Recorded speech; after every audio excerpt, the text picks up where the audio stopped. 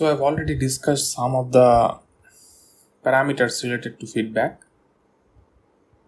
and in this case I've shown you different aspect of the feedback so far, but now we will start with feedback amplifiers, wherein I will also show you different topologies related to feedback. Okay,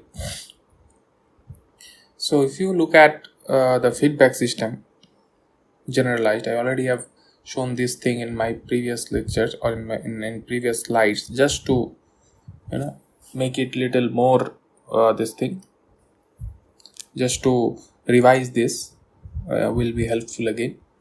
You will find that in this typical circuit, it's a generalized feedback, as I said earlier as well. It's a generalized feedback system. It's not a specific feedback system for electrical engineering. This feedback system can be applied to any transfer function, not necessarily electrical.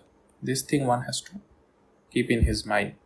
Now if you see this, you have access and the input to the system is xi.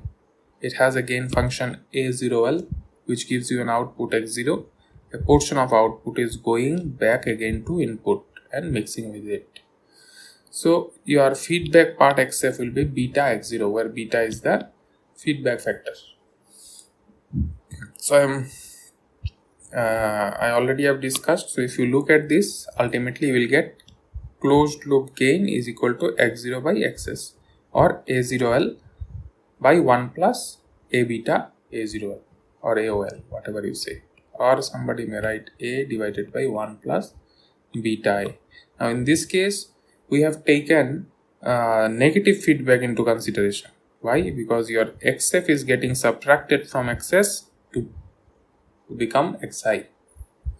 Before xi is coming into the system, it is actually a subtraction from xs, subtraction of xf from xs. So it's a negative feedback.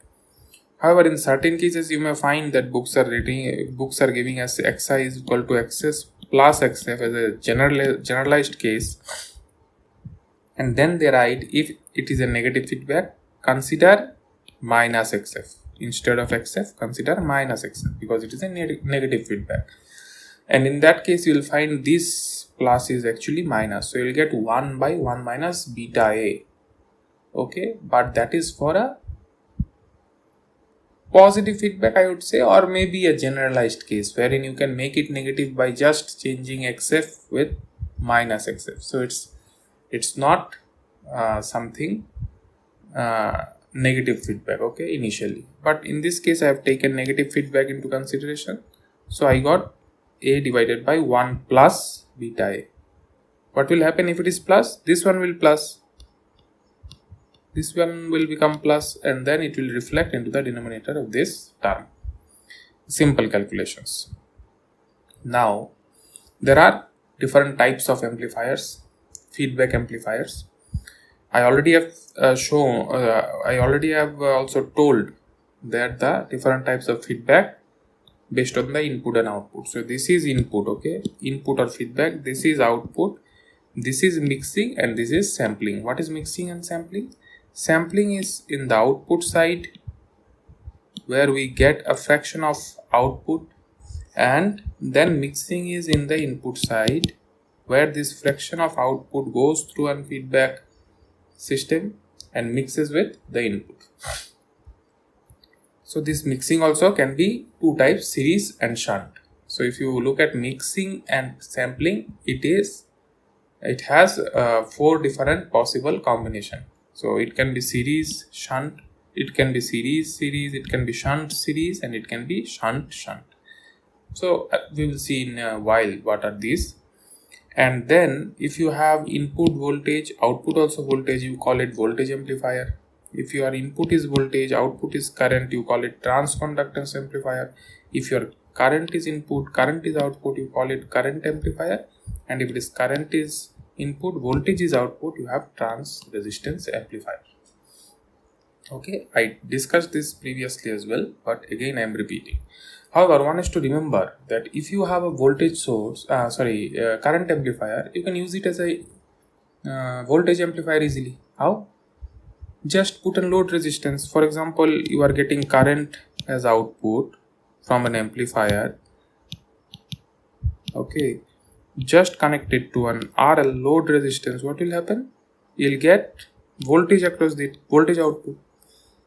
Similarly, you can use a current amplifier as a voltage amplifier and vice versa in many cases, right?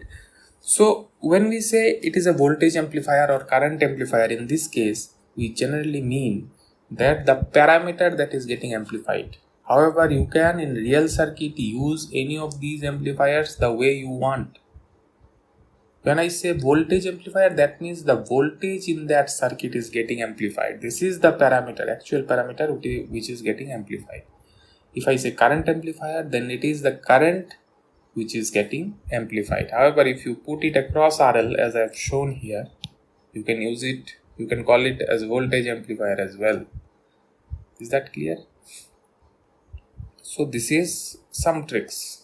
Okay, so this is what I mean when I say voltage amplifier and current amplifier. However, there are other amplifiers I have shown, transconductance and transresistance. So it's up to the user how they want to use it. But a designer will design voltage any of these amplifiers. From designer perspective, when you are an engineer, you should say whether it is voltage amplifier or current amplifier. The moment you go for a system design, say embedded system design, now you decide which type of amplification you actually need and what amplifier you want to put in. Okay, so this is what I meant by series and shunt mixing or sampling. Now when I say series, just from the name it is evident that two things should be, say if it is voltage, two things should be in series connection, right? Now if you look at, this is your gain function, this is your feedback system, your gain system. Now for series, you will connect it something like this. So it is a series connection. If you make it, if you stretch it, you'll find the connection is something like this. It is A, it is beta. Put this thing in this side, take this thing on this side, you will get something like this. So it is kind of a series connection. However, when we say shunt connection, what do we mean? For shunt connection, say you have a system, lines are coming. So for shunt connection, you will connect across the line. Okay, you will connect in this way. This is called shunt connection. Shunt means something parallel, not in series, kind of parallel. Okay, it's kind of parallel. Now if you reduce this size of this particular thing, you can think of, let me take it a color, maybe not this one, maybe the green. So you can think of the same thing is actually something like this. You reduce the size and try to fit it in between these two lines. You'll find that this system is something like this, what I've shown. So it is parallel to this, which is actually shunting this particular thing. So this is, we call shunt connection. Now in case of shunt connection, if you put, say, voltage source, what will happen? You have a voltage source as in the gain function as well, and you put another voltage source in parallel. What will happen? That doesn't make sense, right? Whichever voltage source has higher voltage will dominate. So mostly in shunt connection, you'll find current is the source, because putting current sources in parallel makes sense. Putting voltage sources in parallel does not make sense. But in certain cases, people, for adjustment, maybe they can put, that is a different issue. But in general, it doesn't make sense. Now, in case of series mixing, what will happen? If it is series and if you put two current sources in series, does that make sense? Again, it does not make sense. Whichever has the higher value will dominate. So putting current sources in series does not make sense. So in this case, you'll find the input is mostly voltage. Clear? So the series mixing, shunt mixing will be in the input side. So you can see that everything is shown here in the input side. You have a circuit in this side. You have a circuit in this side. We have not shown it, just input side we have shown. For sampling, it is outside, output side, right? So we have shown the output side only. Here you have something. Some other circuits are here. Just in the output side we have shown. So is that clear? Now this picture gives you even better idea, which shows input and output both. So if you see this, you have a source Vs which is connected to a voltage amplifier. It's a voltage source. So Vi is appearing in the input side. It is getting amplified by Gm times. Gm is the gain. And then you are getting V0 at the output side. Now if you see the input side and if you see the feedback, so from output side you are getting two connections which is in parallel. So it's a shunt. It's kind of a shunt connection. So which is in parallel and connected to the feedback system beta, and then you have connected this with the voltage source. Is that okay? So in this case, this one can be thought of a series voltage source connected here. So you have a series connection in the input side, kind of a shunt connection in the output side. Not kind of, it's a shunt connection in the output side. So it's a series shunt combination. For amplifier, for feedback amplifier, it's a series shunt. Now if you look at the second one, you have output V0 across RL, and output current is I0. Input is a current source, and you have connected this output side as a series connection and have put this into the input side as a shunt connection, right? So if you look at this is your IF, right? Feedback current. Now at this point, IS is coming from here and IF is going down. So what will be the II, which is your input? You have put in current amplifier. That's why, because it's in current input. So current amplifier, RM is the gain. So what will be your II? It will be IS minus IF, right? IS, a portion of IF is going this way. So it is IS minus IF. So it's a negative feedback. Is that okay? So somebody may argue, what if I connect it in series in this case? If you connect in series, this is a current source, so it will not make any sense, right? So again, somebody may say, then replace this current source, put voltage over here. Then it is okay, right? Then you will get this condition. So all the possible combinations are shown. Okay, all the possible combinations are shown. So you will get series shunt, series, shunt. Now if you remember the kind of amplifier circuit we already have discussed, like common source with source degeneration and etc. In case of common source, at least for source degeneration, when it is not bypassed, the RS, the resistance in the source side, is actually in the input as well as in the output side. Whatever is connected between input and output will essentially act as a feedback. So we have done some of the feedback calculations there, but we did not look at that particular circuit from feedback perspective. Is that clear? So we have done something already. It's not something very new we are doing.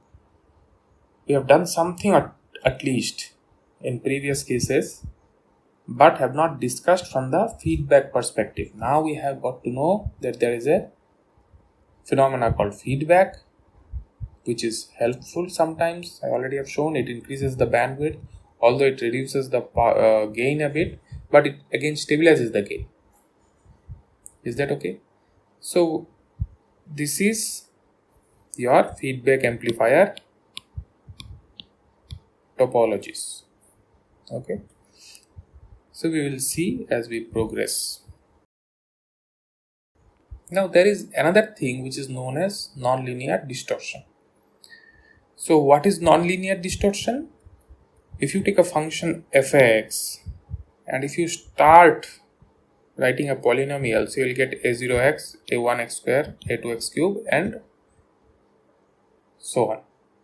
So the first term gives you the linear relationship with fx. Second term onwards, non-linearity starts appearing. Right? Mathematics wise, its non-linearity starts appearing. Now if you have an input v1 is equal to a sine omega t, and if you look at this one a1 x square, so it will become s square sine omega square t. So what will happen? Sine omega square t, or sine square omega t, not sine omega square t, I'm sorry. It will be a square sine square omega t. So what will happen to this term? This term can be written as 1 minus cos 2 omega by 2. So a 2 omega term will appear. Similarly for cube, another term will appear with 3 omega. So you will get harmonics of your fundamental frequency omega. Now in case of in this kind of circuits, you may not need this higher harmonics, but higher harmonics appearing means it is draining power. If there are many higher harmonics, you will find that lot of power is going dissipated or it is getting consumed for no reason.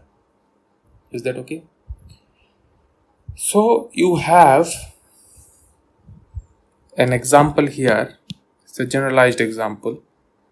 Again, the characteristics between V0 and Vin, which is linear up to some point and then it is started getting non-linearity.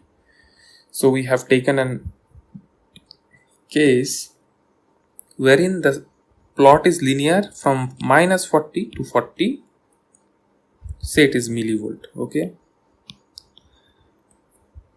and we have considered a gain which is equal to 100. Is that okay? It's just an example. Okay, now we can see, we can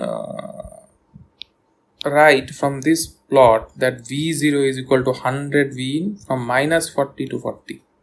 It's linear, it's a linear relationship.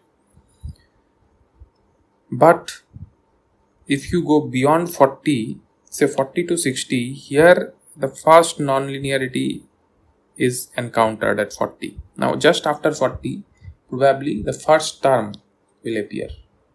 As we progress, maybe the other higher order terms also come into the picture. So let us take, in this condition, you have the second order term as well. So as the second order term appears, the non-linearity starts coming, and after some time, say it has a maximum voltage of plus minus 5 volt in the output. So what will happen? Your gain characteristics will start falling, and beyond 60 volt, when it's totally become non-linear, it's just started non-linearity here in this zone, it's just started, and then the non-linearity term is becoming higher and higher. You'll find that beyond 60 millivolt your B output is 5 volt always, more or less. You are not getting any gain, it is more or less 5 volt. So this is a problem. This is called non-linear distortion, especially at the edge of your characteristics where the whole function starts getting non-linear. Is that okay? Now we will see that how we can improve this non-linearity. What is the problem if this is non-linear after this, or what is the case where this non-linearity becomes a big problem? Suppose you have a circuit, okay, clean it.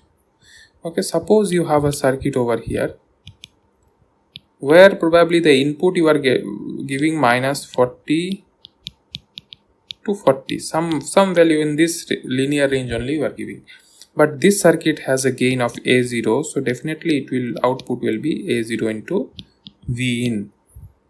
Now for some reason A0 into V in, there is a high chance that it will enter into the non-linear domain of the amplifier characteristics.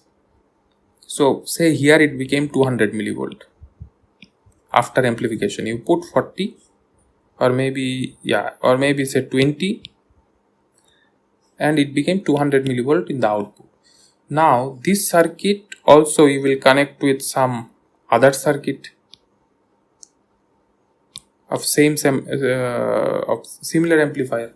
Now for that amplifier the input is 200 millivolt, and when the input is at 200 millivolt, somewhere here it's almost non-linear and you won't get any gain after that. So in such a case it may require that your input range you need to extend, so that at least we find this particular voltage into the linear domain itself. So there is a requirement that you increase the linearity of the amplifier. But it is very important to understand, here we want the linearity. Okay, it is not a condition that you have to keep everything linear. However, in certain cases non-linearity also helps.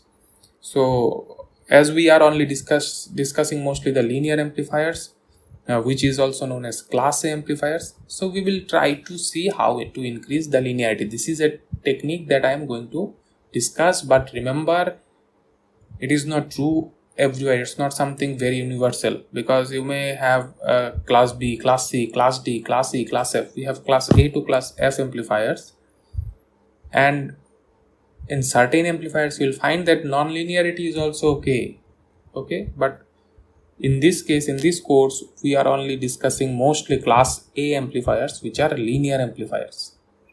So here, in certain cases, it may require that you want to increase the linearity, and if it is required, how you can increase it, that is what I am showing. Okay, there is also a type called class AB amplifiers. So there are different types available. Okay, and you will find that based on different application you will choose different class of amplifiers. Like wireless communication uses class C as well as class A, this type of amplifiers. Sometimes people use class D, class F. So it's application, based on application or based on the requirement people choose. Okay, so someday later, if I have time, I will give you some idea about this class A, class B, class C. Okay, maybe later. So let us see what we can do. So consider that we have connected a feedback to the system. So your Vs is equal to V in plus Vf. We already have seen that Xs is equal to Xi plus Xf. Previously we have seen that, right? Xs is equal to X in plus Xf. So in this case it is voltage, so Vs is equal to V in plus Vf. Consider beta to be 0.09. So you will get V in plus 0.09 into V output, because it's beta V0, right? Your Vf is equal to beta V0. So what we'll find, 0.09 into 5 volt, which is your maximum output, it will be around 450 millivolts. Is that okay? It will be around 450 millivolts. So here it's not, we have considered 5 volt. Okay, so we have considered 5 volt of output, so it will be 450 millivolt. Now for Vs less than 500 millivolts, so you have already say 40 millivolts available input maximum, so it's 450 plus 40, around 490. So it's more or less Vs can go up to 500 millivolt. If Vs is 500 millivolt, for example, so your VO by Vs will be, VO is 5 volt and its 500 millivolt, so your gain will be more or less 10. You started with a gain of 100. You started with a gain of 100. Remember, in this case, beta is not gain, it's the feedback parameter or feedback constant, which is 0.09. Okay, this is feedback, not gain. Gain we have already defined 100 in previous case. Now here, once we have done some adjustment using feedback, the gain reduced to 10. However, if you see now, your Vs is more or less 450 millivolt at least. So you have increased the linearity up to 450 millivolt. So the example that I have given, that 200 millivolt that is coming out of the previous amplification stage, now you can put it into the next stage, because you have increased. It's now up to 450, 500. You can very easily operate. So this is one very good application of feedback. You can increase the linearity range, which in many cases will be helpful. Okay, maybe you will lose some gain. Previously you got from 20 to 200 or 20 to 2 volts. Now if it is 2 volt, again it is going out. So let it be 20 to 200. This time maybe 200 to say you will get 2 times 400, but it's still fine. You are getting gain, some gain at least, and also can boost the signal a little bit. Otherwise it is not possible. It was almost providing nothing. In that place you are getting something, so it's better. Now we have a concept called signal flow graph. This is a simple technique of representing any of the feedback system using a spatial graph technique or spatial line drawing technique, I would say. So if this is a system wherein Vs is input, it is Vin is the input to this system A0, which has a gain of A0. Then say you have a distortion called Vd, which is also entering into the output, and then you have taken a sample, you have done the sampling and put it into the feedback loop, and it is going to the input side again, right? Now if you see this diagram, I just have mimicked whatever is here in this diagram. So you have Vs, you can write Vs in this side. Now up to Vin, this is your Vin point, you have a gain of 1. So I have written 1, and I have also shown you the direction of signal flow. So it is went to Vs to Vin in this direction, in the direction of arrow, with a gain 1. Now Vin to Vin cap. Vin cap is another voltage. Now for example, say this Vin has changed to Vin cap for some reason, and it also has a gain of 1 and flowing in the same direction. Then from Vin to Vd, this is your Vds or Vd, whatever you say, distortion, right? So you can write Vd as well, other than Vds. So from Vd to Vin to Vds, you have a gain of A, and signal flow direction is this. So Vds, another signal is coming to this node, which is Vd. Now from here you are again going back to the Vin in the feedback loop, where you have a feedback constant which is beta, and this is the direction. Is that okay? Simple. You can draw this type of signal flow, and this signal flow, why we draw this? It actually simplifies a complicated feedback network and will help you to manipulate or engineer much easier way, because this type of, if you put a lot of blocks and etc., it becomes little clumsy. This signal flow graph makes it easier. So if you these equations are written for this system, So it's V0 is equal to AF into Vs and then Vd divided by 1 plus A beta. So we already have shown these calculations how it comes. So if A0 beta is much greater than 1, it will be Vd by A beta you can write, right? Because you can ignore 1. Nevertheless, if you take A beta as T, so it will be AFVS divided plus Vd by T. So if Vd is a distortion, T is definitely much greater than 1. So it is reducing the distortion. So it also, feedback also helps sometimes to reduce the distortion. So this is what signal flow graph is all about. Now there are two parameters which is very important. I already have said one is the gain, another one is the bandwidth. Apart from this, input and output resistance is also very important. I already have told previously. In previous slides, I already discussed that input and output resistance is also very important. Now if you look at this circuit, let us take this series mixing condition. You have Rs as a series resistance, Vs is your input, II is the current, Ri is the resistance, okay?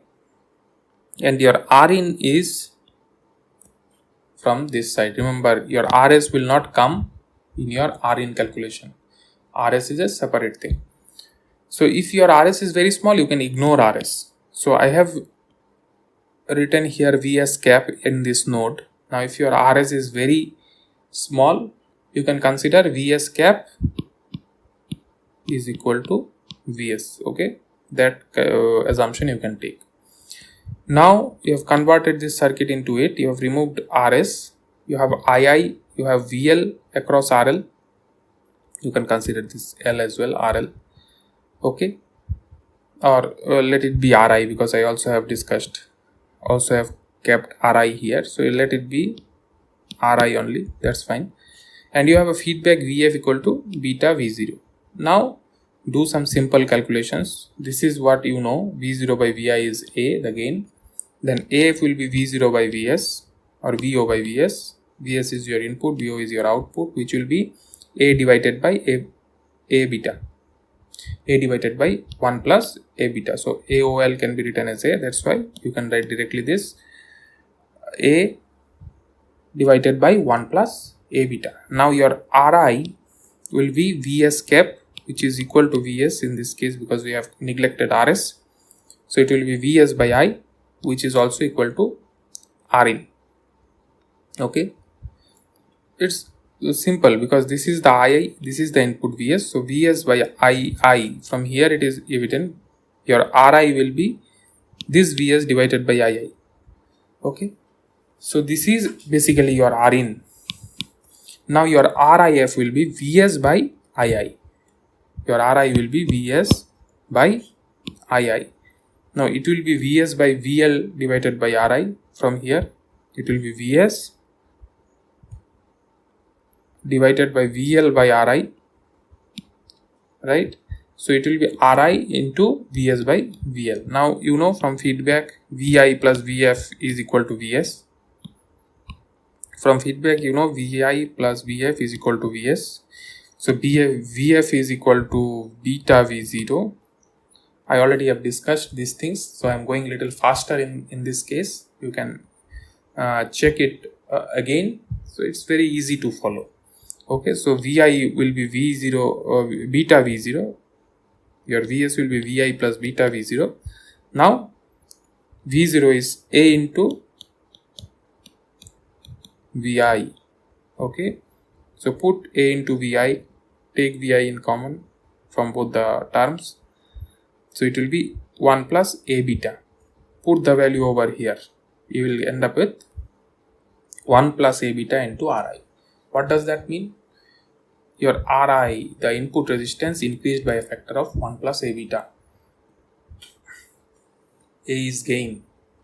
So it's actually increasing by a huge factor. So in case of this series mixing, you are getting a 1 plus A beta times increase in your input resistance.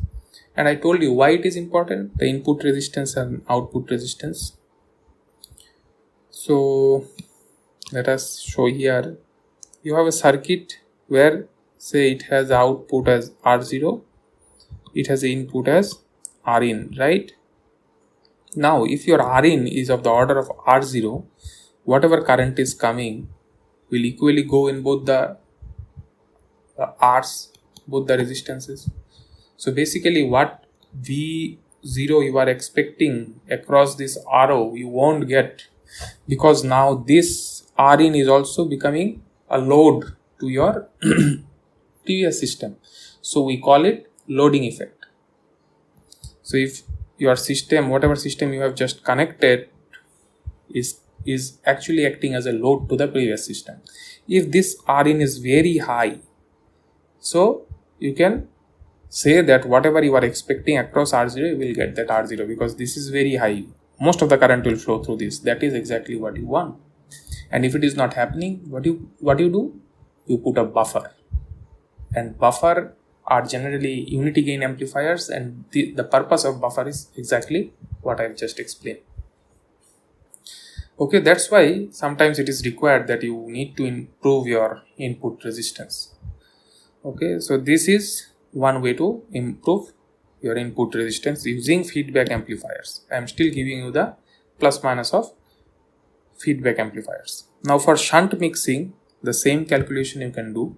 For shunt, you have current source in consideration. So Is is the current source, If is the feedback. So If can be taken as beta x0. X0 means I have kept it generalized. X0 can be Vi or Ii. In this case, it is Ii. So I have taken A into Ii. Your Ii will be Is minus If. Simple theory that I just have explained. So it will be Is minus beta x0 or Is minus A beta Ii. Replace this value. So your 1 plus A beta will be Ii. 1 plus A beta into Ii will be Is. Now your If will be V divided by Is. So if you do the calculation replacing the values, you will find Ri divided by 1 plus A beta. Now for shunt mixing, you could reduce your input resistance. It is becoming Ri divided by 1 plus A beta. So previously you increased your input resistance. In this case, you decreased your input resistance. Now for output resistance, see what happens for shunt mixing. So this is the feedback circuit. Okay, so if your Xi is equal to 0, then your output resistance will be equal to R0. Is that okay? Your output resistance will be equal to R0. And with feedback, you have Xs is equal to Xi plus Xf. Your Xs is equal to 0. So you will get minus Xi is equal to Xf, which is equal to beta V0. So your Xi value is minus beta Vx. Is that okay? Your Xi value will be minus beta Vx. Why? Because ROF is equal to Vx by Ix. So what I am doing here essentially, I already have said, for calculating output resistance, short the input, put a voltage source Vx, see what current is coming out, and just calculate Vx by Ix. That is exactly what I am doing here. So you got your Xi value to be minus beta into Vx. Is that okay? Now just put this thing. So your Ix will be, currently your Vx is Vx plus, it is, what was that? Vx plus A beta x, A beta Vx, because Xi is minus beta Vx, right? So you have Vx here. So total voltage will be Vx and AXI. So AXI, put the value of Xi, it is AVx. So you are basically getting Vx plus AVx divided by R0. Take Vx common, it's Vx by Ix, R0 divided by A1 plus A beta. Consider A beta is equal to T. So you are getting ROF, output resistance of feedback amplifier. Now your feedback amplifier's output resistance decreased by a factor of T. A beta, remember A beta will be a bigger value. So you could reduce the output resistance. Now do the same calculation for series sampling. You will find your output resistance is increasing by a factor of T. That means 1 plus A beta. So I have shown you how to increase input resistance, how to decrease input resistance, how to increase output resistance, how to decrease output resistance. So using feedback according to your application or requirement, you can vary those input and output resistances very easily. Is that clear?